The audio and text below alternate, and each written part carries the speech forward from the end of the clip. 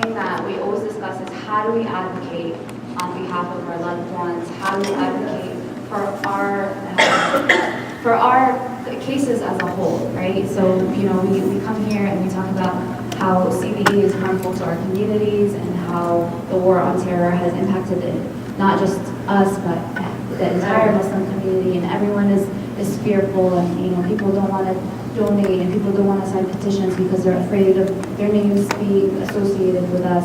And so I think it's important to bring this, to not give up on the idea of making this mainstream within the Muslim community. I know a lot of us feel like our family members are forgotten, but, you know, that's why we have to keep pushing and we have to keep working and we have to keep building. And so today I'm really happy to introduce you to Brother Minhaj Hassan, who has been the editor of the Muslim Link since 2002. And Muslim Link is a local newspaper and online publication as well. And I mean, for my family, it was really a huge blessing, because anytime there was any news about Ahmed, we could always count on them to publish it and inform the community of what was going on. And it was just one of the only outlets that we had in terms of media that, you know, gave us that attention and brought the necessary attention we needed for those cases. So I'm really happy to introduce you to Brother Minhaj, and I think he'll be a great facilitator and he'll help guide the discussion, and we can discuss ideas that you have on how you would like to advocate for your loved ones.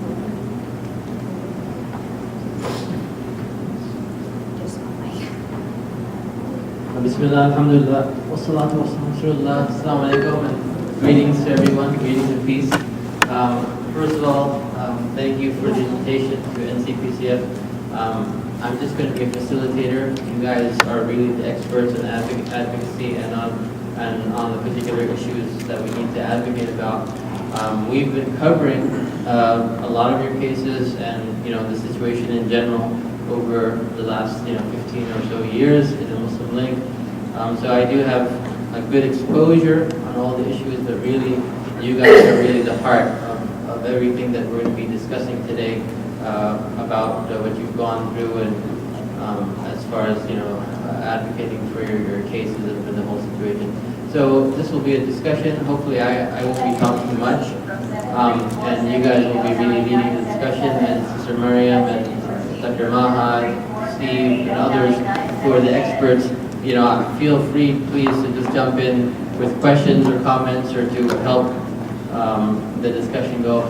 So I'll just throw out one question to kind of get everything started, maybe to get us thinking. I myself have attended many of the protests that we've had for individual cases or for the whole situation in general, whether it's in Washington, D.C., at the Department of Justice or elsewhere. And one thing, is a challenge for our hearts and for our spirit is the low turnout, right? That you're going for your loved one and for other loved ones, your friends, and you're trying to raise awareness about an issue that's so debilitating, to our democracy, to our freedoms, and to our personal lives and our loved ones. And it doesn't seem like people are really concerned. And this is something that's ongoing. And from the Muslim community, of course, most of our cases, involve Muslim families, and we don't find the support often that we want. Either the masajid, the board members are kind of hesitant to take the case, to talk about it. They're shy, or they feel maybe it's going to get them in trouble, or time has gone on and people have forgotten. Of course, we haven't forgotten. So, how can we, first of all, what do you all think is the real reason it doesn't seem to be catching with people? Like, people seem to be concerned. Why do you think there's this lack of real concern, or seeming lack of real concern? Anyone want to venture some thoughts?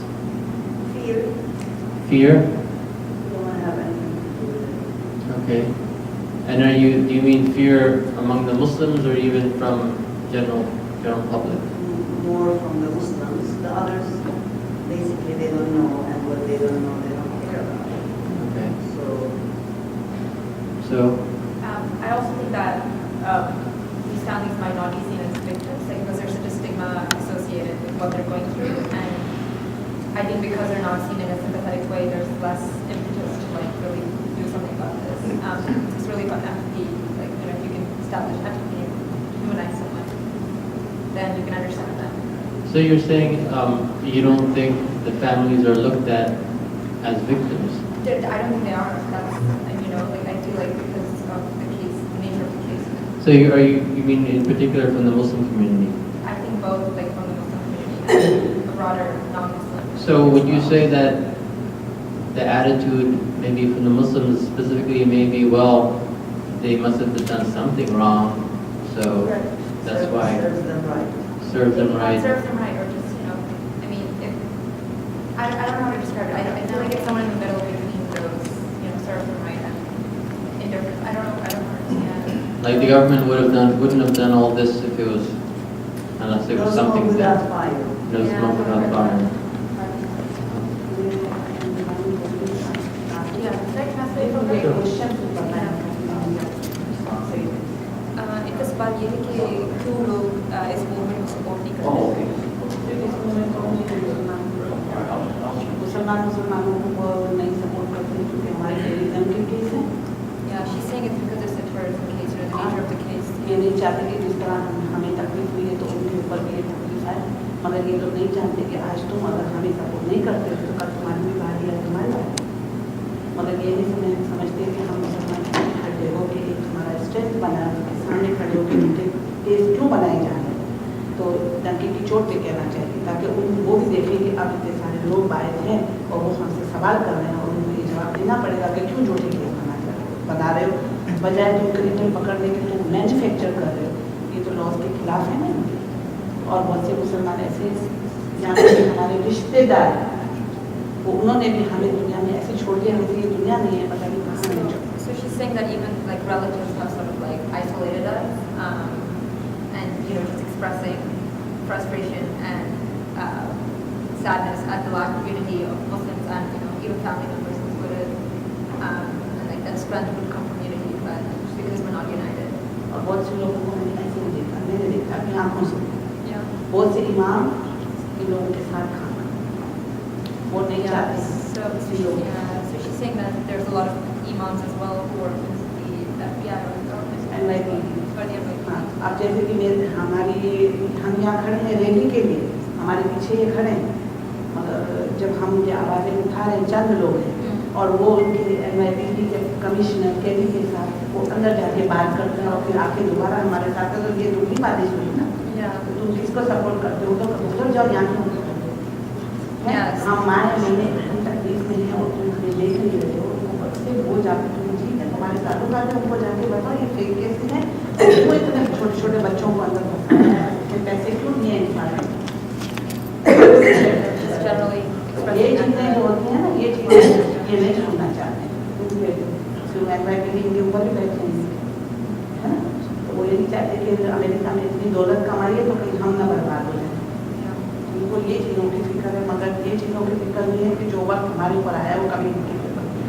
अब आप इनको translation करें। So ये मेरी आंखों में for 12-minute translation. So just like she's pretty angry about this whole system. So and also like frustrated at imams who work with law enforcement, and she feels like it's a betrayal. So we have the fear, Muslim community and others are afraid to advocate or get involved in our cases because something may happen to them. That's their fear. Or there's just the feeling that, giving the government the benefit of the doubt over the families, that, they must have done something. So there seems to be two reasons why we're not getting the support. Anyone else has any other? I mean, I think what she said, Sakrin Shireen, for the first part of it, the word itself is terrorized. When people hear terrorists, that only throws up people to they even come or support or do something about it. I mean, the way they choose that kind of word, I think the terrorism, that word itself of have some kind of impact as whoever hears or, whoever associates with it. If it is racism, like say in Minnesota, this girl was, Somali girl was in a restaurant and there was a lady that has a slap with it. She was talking in Swahili language and she didn't like what she was talking. And she said, "Why don't you speak American?" And she slapped a glass of water in her face. She got stitches. So when that is racism and stuff, and people come up, they say this is discriminating racism. But when the word terror comes, it doesn't. And the word itself is terrifying. So that's fear, right? Yes. Many people in our community who have green cards and waiting for their citizenship have been denied citizenship in my husband's case because they said you volunteered for the Holy Land Foundation one way or another. You donated. You had a relationship with the organization. So they were denied citizenship. And so people who are applying, they say we don't want to associate with them because we don't want this to happen to us. The least would be denied. So I think I'm hearing two main things. Fear of something happening to them as a result of any interaction with the cause or the people, and also really ignorance about giving the government the benefit of the doubt. So if those are the two main things, now we have to get to the crux of what we want to discuss and share. What should we do about it? How can we overcome these two big issues, fear and then lack of understanding of the situation that the government is really engaging in oppression in our cases? How can we overcome those? In what ways can we do that? Yeah, I think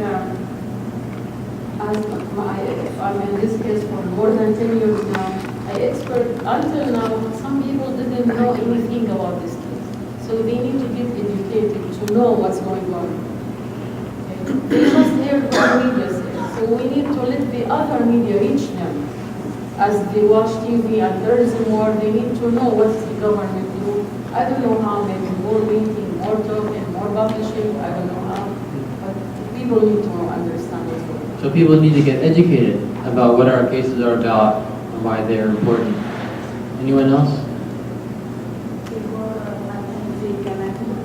ये जितने भी case हुए हैं आज तक और अभी भी हो रहे हैं लगे हुए हैं तो गवर्नमेंट के साथ हमें जो है उनको बताना पड़ेगा कि आप इन केसों की बिल्कुल ट्रूली इन्वेस्टिगेशन करो ताकि उनको पता चले कि ये सारे केस जो हैं झूठे हैं ताकि वो ये तो ये समझते हैं कि लेकिन के वाकई हम लोग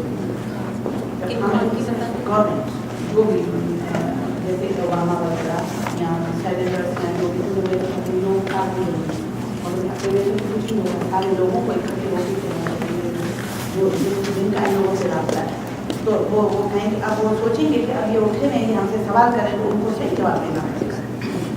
तो ये चीज़ें करने के लिए लोगों में अंदर हिम्मत होनी चाहिए। ठीक है हमारे पास ना आए जो भी ना करें मगर वो तो करें उन गवर्नमेंट के साथ कि वो जाके उसकी इन्वेस्टिगेशन करें कि इन लोगों ने क्या किया कितना पैसा खर्च किया झूठे केसों का और ये किस तरह के बच्चों को लोगों ने जेलों में डाला उनकी टॉर्चर किया ऊपर से पूरे दुनिया के मुसलमान जो है टेररिस्ट हैं।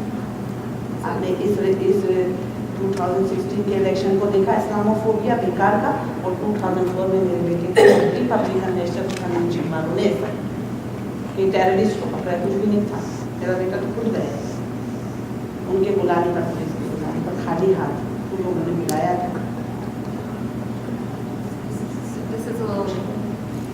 It gets sidetracked a little bit, but to summarize, again, just emphasizing the need for unity and collectively going to the government to demand a real investigation into these cases, and also a little bit about what personally happened to her son back in Pakistan. और money के बारे में बताओ And the money that is given to informants, ridiculous sums of money. ये लोगों So,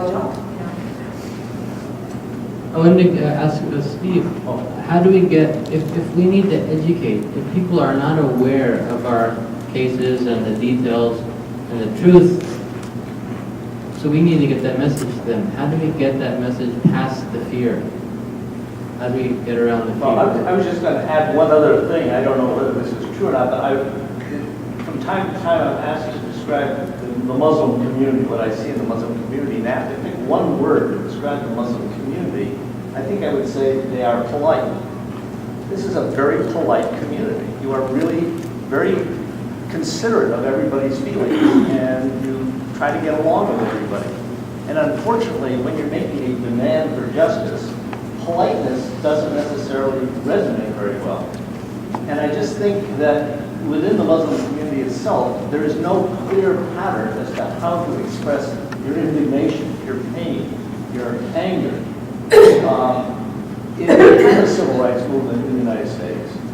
And they expressed their anger in a particular way, and they got together and they marched and they sang and they got shot at and they threw dogs and hoses on them, and eventually they won. I'm not sure that this community wants to go that way. I'm not sure that's their pattern, but I don't think they found a pattern in how to, in which way to move. And so what I think has happened is that they have been content up until now to allow somebody else to tell their story. Journalists or movie makers or other people, and we've seen these movies.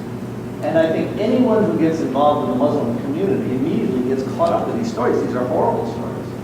These are very, very dramatic stories. But I think until the Muslims decide that they want to tell their story themselves and not through a third person, and they're going to stop being polite and they're going to start being demanding, probably it's not going to gain a lot of traction. That's just my feeling with it. It's a really interesting observation about our community being very polite. And I've seen the fire come up in some of the families, especially in the early months and the early years of their situations. But that aggressiveness and that passion actually gets sucked out of them from the community, from their own masjid communities, where people actually would go to them and tell them that, just calm down, don't worry, just make prayer, dua, supplicate to God, to Allah. So how do we prevent that from happening, and how do we transfer that concern, that energy to our communities, to our masjids? Because honestly, Steve, all these families, as far as I've seen, they get support from non-Muslim groups and activists like yourself and others. Often there are more non-Muslims, you all know, at these protests and these events than Muslims. We know that.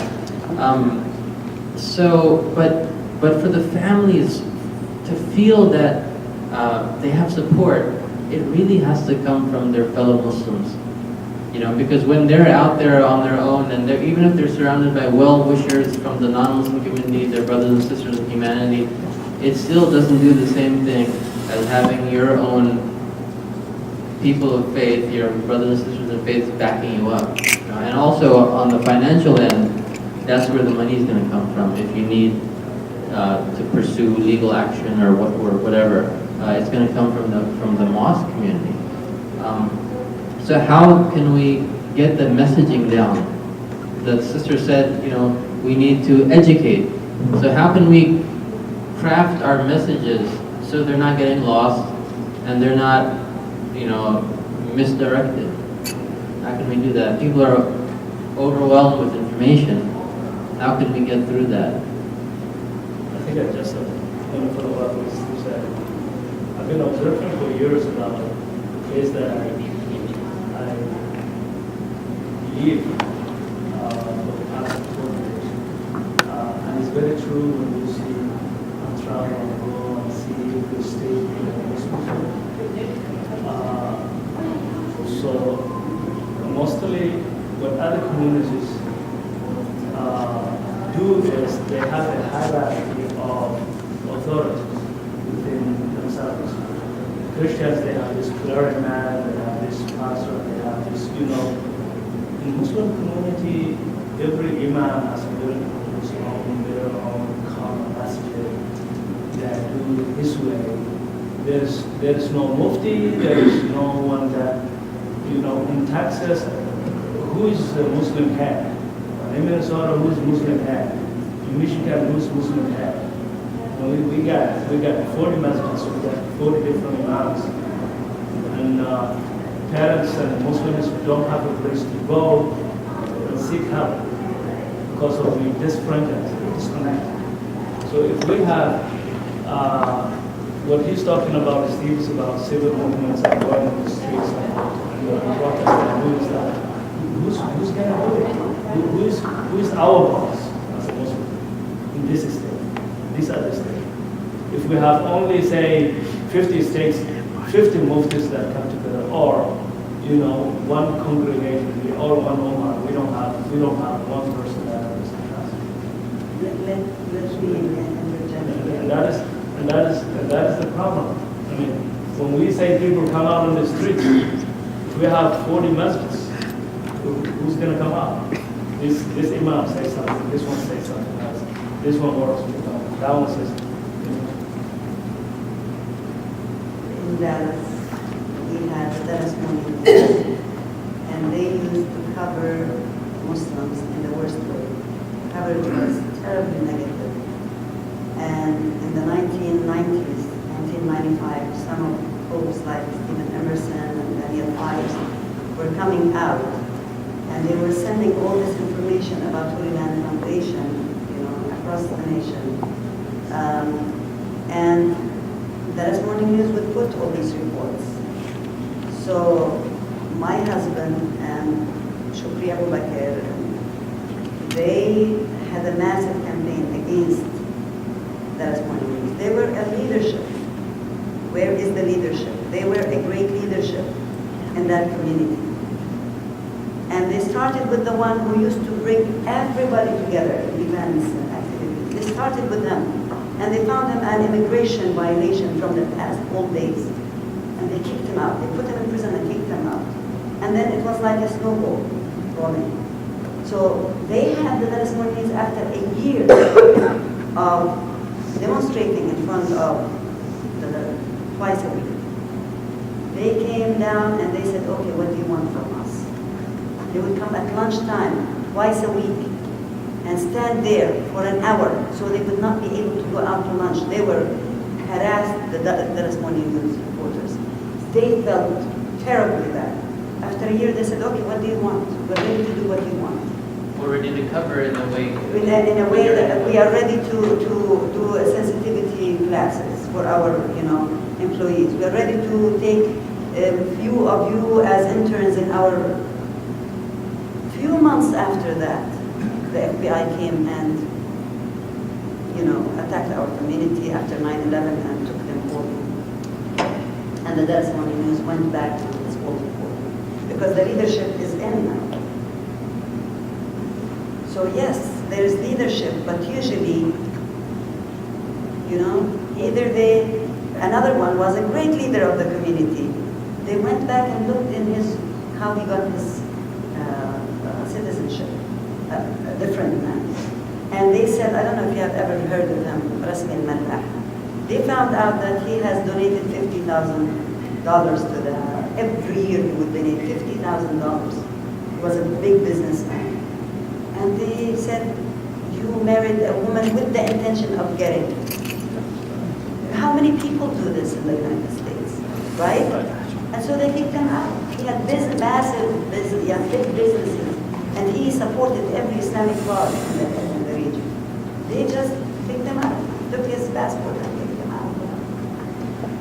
He's in Jordan now. So this is what they do. When they see someone is effective in jail, they kick him out to another jail, and they silence him.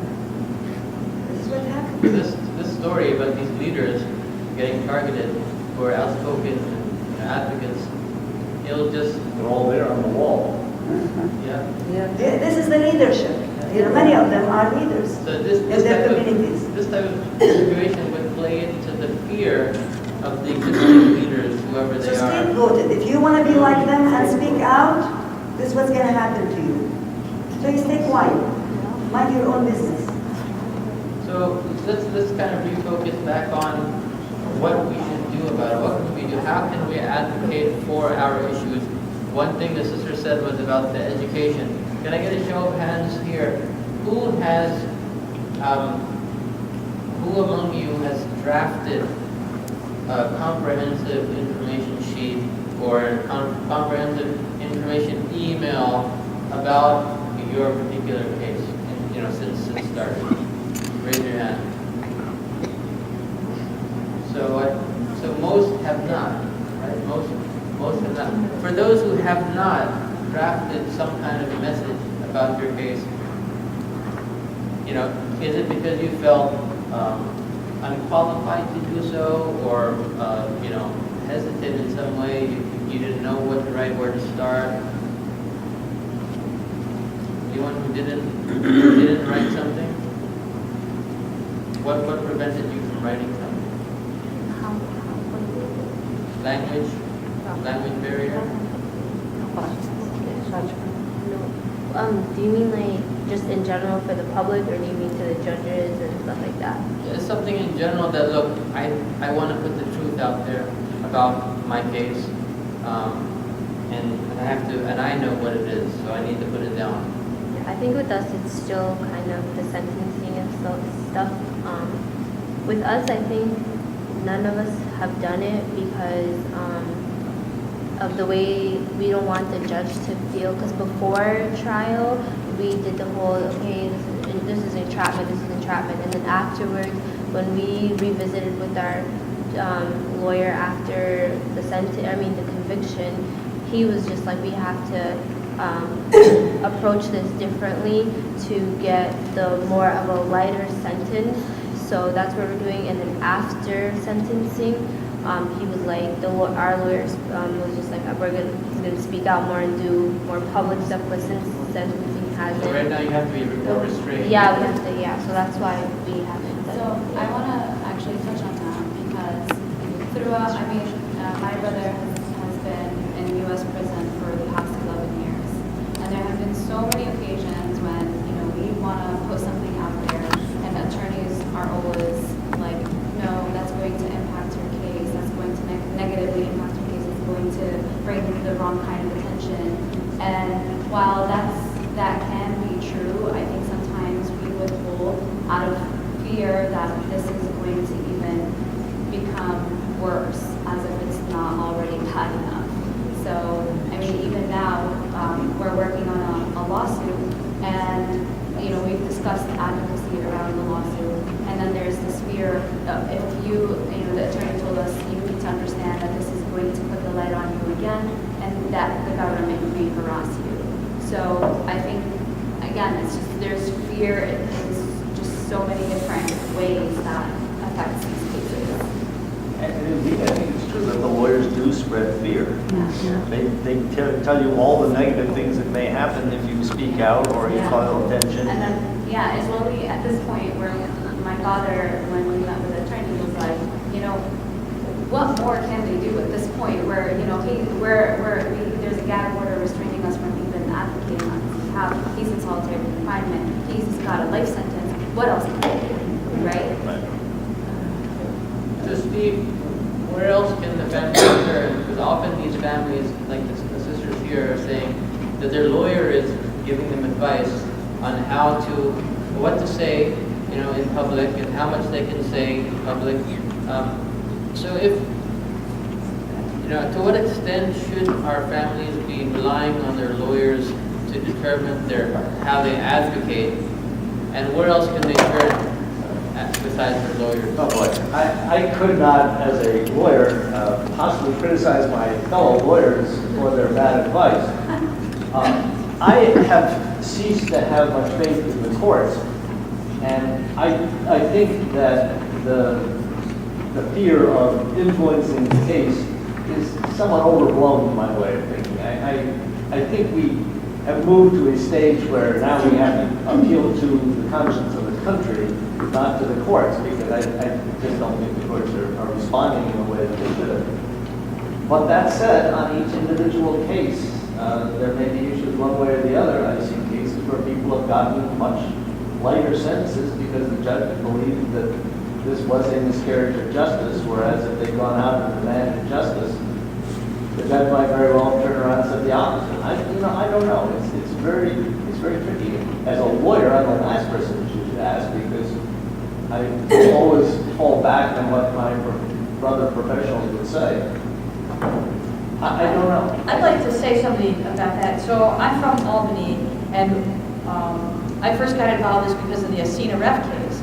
Now, after Asina Ref and his co-defendant Mohammed Hussein were convicted, there was 6 months' time from October to March before the sentencing was in March. And it was a very bitter winter that year in Albany. And there was a group of people that, I think, am I right, twice a week? Twice a week, they would stand for an hour in front of the courtroom and hold signs to support Asina Ref and Mohammed Not Hussein. the courtroom, the courthouse. The Out there in courthouse. the snow or the ice. It was Yeah, terrible. outside, on the street, holding signs, and I believe, so Asina Ref and Mohammed Hussein were given 15 years in prison, which is horrible. But I believe that the government wanted 30 years. And I think, I'm not sure, but I believe that having all those people stand in front of the courthouse twice a week for 6 months, plus they did, 1,000 letters and a petition delivered to the judge. I think that was influential. I'd also like to mention one other case, the Newburgh 4 case. Now that was a number of people, like, 10 to 20 people every, maybe not that, something like that, in Albany. Now, another case, the Newburgh case, and this happened at 500 Pearl Street in Manhattan. The Newburgh case, there were 3 people. So Alicia McWilliams, whose nephew was one of the Newburgh 4, plus a woman named Lyric Brow, plus Aisha Huda, who's here somewhere, I think, maybe she's another room. The 3 of them, every day when the court started, would stand on the court, it was only the 3 of them, would stand with a banner, a huge banner, on the courthouse steps saying, "Free the Newburgh 4." And they did that every day of the trial. And then once everybody went into the building, they would roll up their banners and go upstairs and sit in the courtroom. And I believe that the judge only, and I hate to use that word, gave them 25 years, because I think they were up for life because of that advocacy. So, but I also think, I'm not a lawyer. I'm more of an activist. So I believe in going out to the streets and protesting if you don't like what's going on. But I certainly I think sometimes the lawyers are more worried than me. I would just go out and do it. Because, like what you said, I mean, what are you going to do? They already did all this to your father. What are you going to do?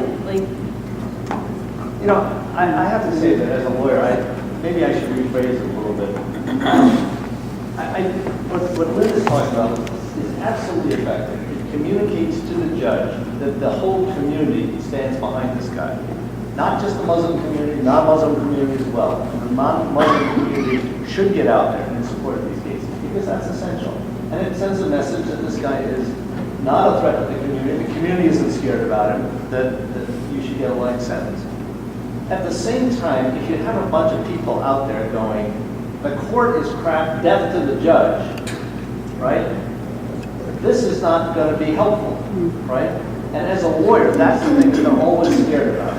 They're always scared that you're going to get a group out there that's going to start saying, if you sentence that guy to 1 day in jail, we're going to come and burn your house down. Now, so you say, don't do anything, just be quiet because I can't take the chance, I don't trust you to say the right thing, not realizing that the Muslim community is so polite that they would never say something like that. But I think that's part of the problem. That's the reason why the lawyers say that. And it's partly a lack of trust about their own clients because they've learned over many, many cases that just one word out of place can be misinterpreted and used to hurt you. Yeah, I just want to add one more case. That was Samuel Arian, who is our illustrious founder. But his case, his trial was 6 months. We had every Friday some banner that said everyone deserves a fair trial. And we filled the courtroom every day for 6 months, and we put stuff out. We wrote stuff probably about every day. And he really got acquitted of the terrorism by the jury.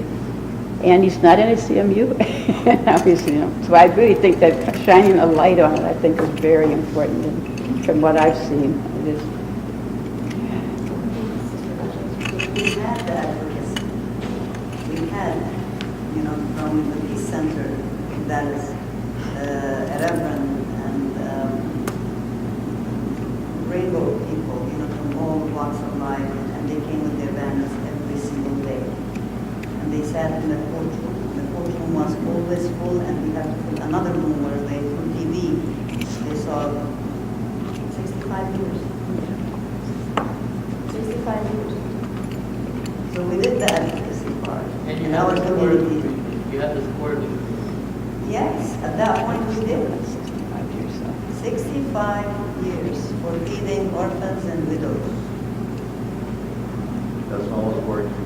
Yeah, I think it's the same with us too. When we had our trial in May, the courtrooms were filled, 2 rooms, people watched it through the screen too, and still, they all got guilty on all counts. Okay, they got, the murder charge and everything. So it already seems like before they go to trial, they already know, the jury already knows, they'll be playing propaganda videos of like, people getting beheaded and stuff like that, and everything is like, they have all these different tactics, so the prosecutors and everybody's aware that it's gonna become an outcome of guilty, except for us. We're the only people that think, oh, maybe, something is gonna happen. So we had protests and everything, so I don't know, sometimes it works, and for us, I don't know. Can I just have one more thing? I don't think it's because of the advocacy that they got the 65 years, because that was their second trial. They were determined to get them,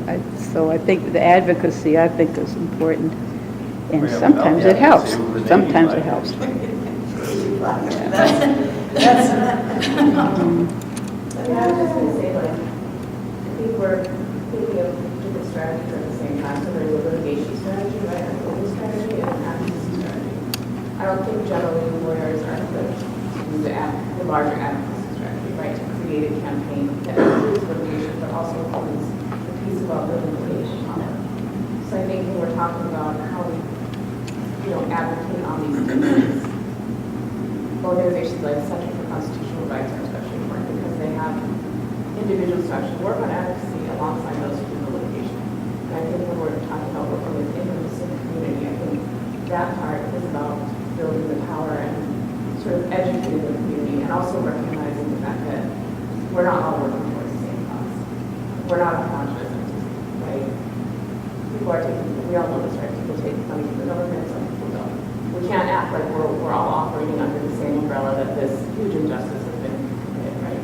So I think we have to think about advocacy strategies and put effort into the communities that we actually think will come out and support, not necessarily those that just fundamentally aren't sharing the same issues with us. One observation that I have, just covering a lot of these situations, is that those mostly young brothers, right, or young men who have been incarcerated, who get support from the community versus who don't get support from the Muslim community, their own communities.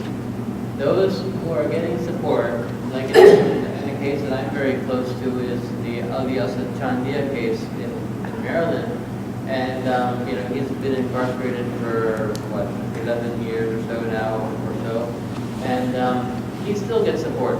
If we had a fundraiser for him at our mosque, we would still raise money for him, and we've conducted many fundraisers for him, and we bus people to his hearings and stuff like that.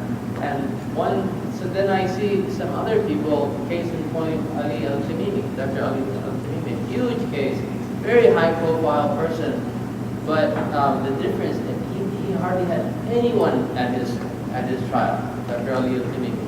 And to raise, our mosque tried to raise money for him, and we did, and some other mosques also. But I asked myself, what's the difference? Here you had a courtroom full for this Ali Chandia. Here you had no one in the courtroom for Dr. Ali Tamimi. And I think, this is my opinion, is that it's the level of involvement of that particular person in the community prior to their arrest and incarceration. Ali Hassan Chandia was very involved in the community. Everyone knew him. He was a volunteer. He was a Sunday school, weekend school teacher. He was a teacher in in the full-time Islamic school, and he had a good rapport with everyone. He would help a lot of people.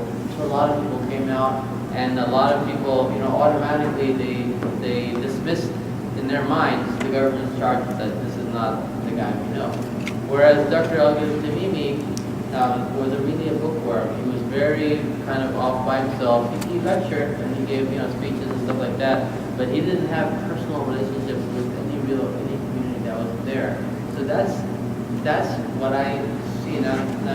Obviously, this is can't be fixed after the fact, but one thing I think the families can do, although it may be difficult for us, is in order to get support from your Muslim community, get involved in the Muslim community, right?